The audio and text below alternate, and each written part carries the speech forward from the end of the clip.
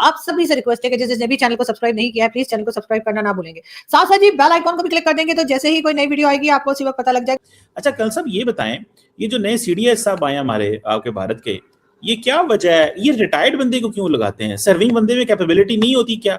मतलब ये एक बड़ा इंपॉर्टेंट सवाल है कि एक बंदा घर चला गया, उसने यूनिफॉर्म उतार दिया है, वो जाके बच्चों को, अपने ग्रैंड चिल्ड्रन को खिला रहा है, ग्रैंड डॉटर्स को के साथ एंजॉय कर रहा है, पार्टी कर रहा है, किताबें पढ़ रहा है। No, this is the best time of life enjoy करने का। क्यों उनको अपॉइंट किया गया रिटायर्ड बंदे को?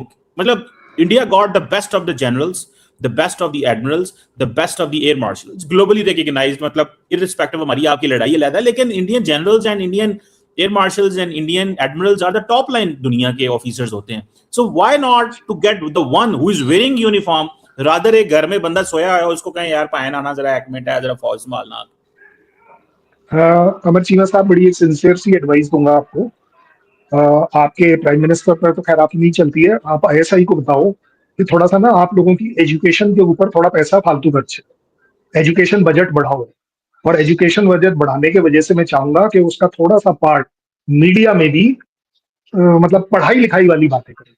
आपका मीडिया इतना इररिस्पॉन्सिबल बेवकूफ हो सकता है कि वो एक सर्विंग बंदे को रिटायर्ड बंदा बोल रही है। आपको किसने कह दिया राजा रिटायर हो गए? किसने कह दिया वो सो रहे हैं? ये इंडियन आर्मी है, पाकिस्तान आर्मी नहीं है जहां जर्नल्स होता है। यहां वो काम करता है, 365 दिन काम करता है, आपको पता ही कुछ नहीं है।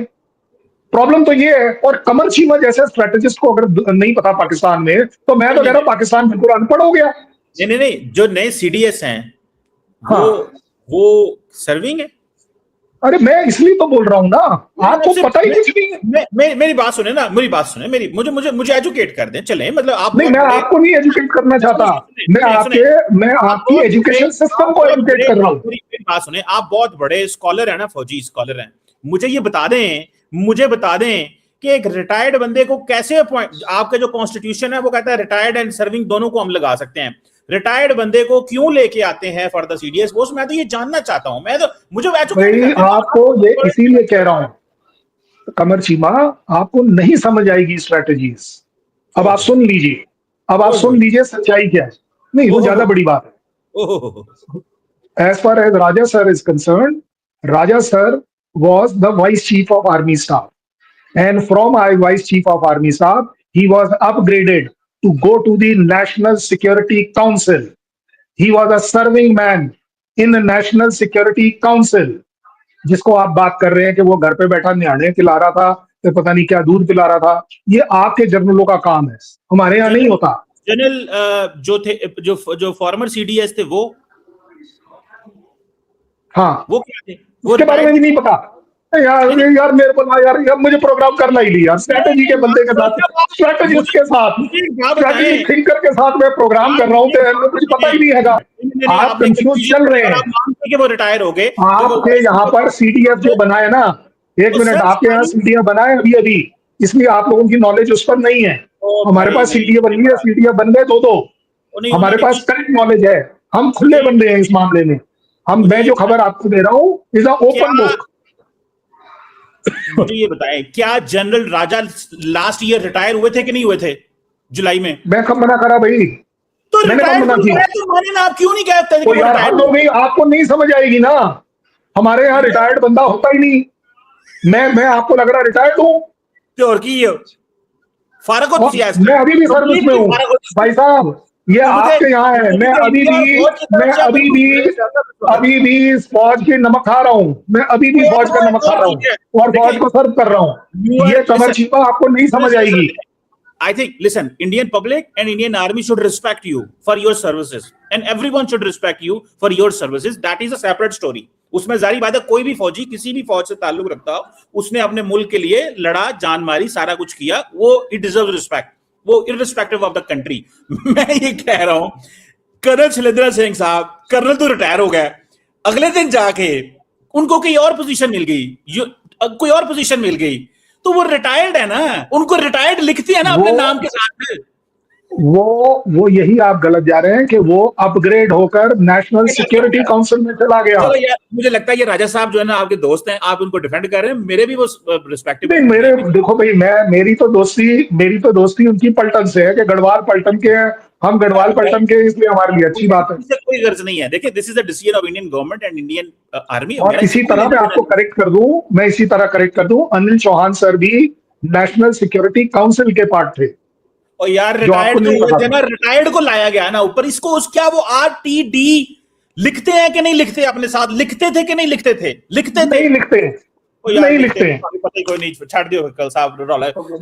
मैं तभी तो बता रहा हूँ, आपको नहीं पता। आप देखना, ये आपका फील्ड मार्शल वाला मामला नहीं है कि भैया एक बार लिख दे कि भाई मैं आर्मी चीफ भी बना रहूंगा, सीडीएफ भी बना रहूंगा, डिक्टेटर भी बना रहूंगा, तो मैं प्रेसिडेंट भी बनकर दिखाऊंगा। मुझे याद है, उसने, मेरा दोस्त बैठा हुआ था उस कमरे में जहां पे मार्को रूबियो का फोन आया। उसने कहा, hello foreign minister Dar, Jay is asking for ceasefire. Jay means जय शंकर, ठीक है? तो उसने कहा Jay is asking for ceasefire। उस कमरे के अंदर वो स्पीकर खुला हुआ था and the Pakistani foreign minister जो है वो उस पर बात कर रहा था अपने फोन के ऊपर। आई हैड अ फ्रेंड जो वहां पे बैठा हुआ था। बट द पॉइंट इज, कमर चीमा वहां क्या कर रहा था?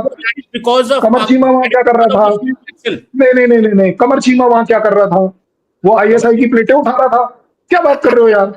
ऐसे मत किया करो यार। कैसा यार, आज बहुत मजा आया यार। आपने एक रिटायर्ड बंदे को रिटायर्ड नहीं माना, 5 मिनट बाद मान लिया। मतलब ही कोई नहीं रिटायर होने का, मतलब ही कोई नहीं रिटायर होने का। एक फौजी, और एक और खबर ले लो, और एक और खबर ले लो कि मैं जो भी आदमी जब हमारे यहाँ पर सो कॉल्ड, आपकी टर्मिनोलॉजी में रिटायर होता है, he is still for 5 years on active list. ओ यार छड्डो यार, still on active list. Uniform ना था क्या? छड्डो, सानू पता है फौजी जिदू पता हो जाए ना, नहीं पता है तो कुछ नहीं पता। सारी गल से महत्व मेरे नाल कर रहे हैं, मेरे दोस्त फौजी तो पता ही कुछ नहीं।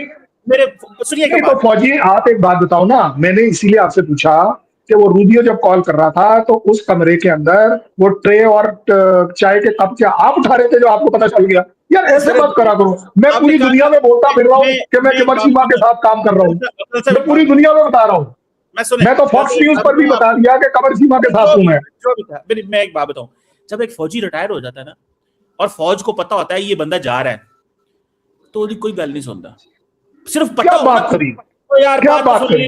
मेरी मैं रैशनल बातें कर रहा हूं, आप अफसानवी दुनिया की बातें करें। सुन लें, अगर फौज को पता चल जाए ना हमारा ये कर्नल ब्रिगेडियर इसकी ट्रांसफर हो रही है, कोई 2 महीने की गल नहीं सुनता, तुझे तो यूनिफॉर्म। ये पाकिस्तान नहीं है कमर चीमा, ये पाकिस्तान नहीं है। आप एक काम करो,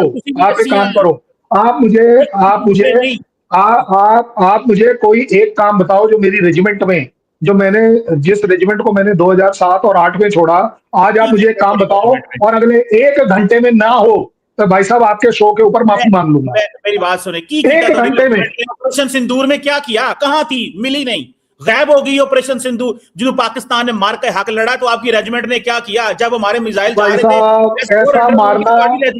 ऐसा मारना पाकिस्तान को और कमर चीमा को मुबारक हो। तो भाई साहब बैठे बिठाए 11 एयरफील्ड उड़वा लिए, HQ-9 पूरी की पूरी उड़वा दी, वो PL-15 मिसाइल भी उड़वा ली,